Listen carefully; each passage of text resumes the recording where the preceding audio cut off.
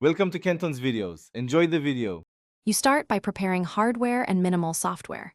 Put the AirPods Pro in the case, charge to at least 50%, and if you can briefly use an iOS device update case firmware. This fixes many issues.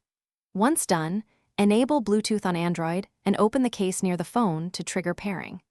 Make sure you install a companion app such as Air Battery or Material Pods.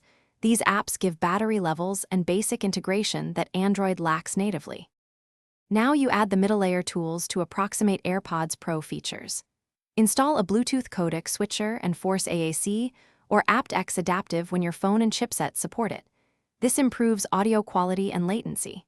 Then configure Material Pods or Skybuds to enable ear detection, left/right battery, and quick access controls. Also grant notification and location permissions to those apps so reconnection and widget updates are reliable. Without permission, finish by simulating the remaining features and verifying everything works. For active noise cancellation and spatial-like effects, use an equalizer and ANC simulating apps to tune low-frequency attenuation. Test in quiet and noisy settings to compare.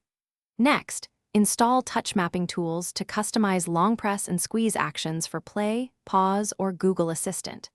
If something breaks, reset the AirPods Pro, clear your Android Bluetooth cache, and re-grant permissions. This single troubleshooting tip fixes most persistent problems. Thanks for watching. Consider subscribing if we helped you.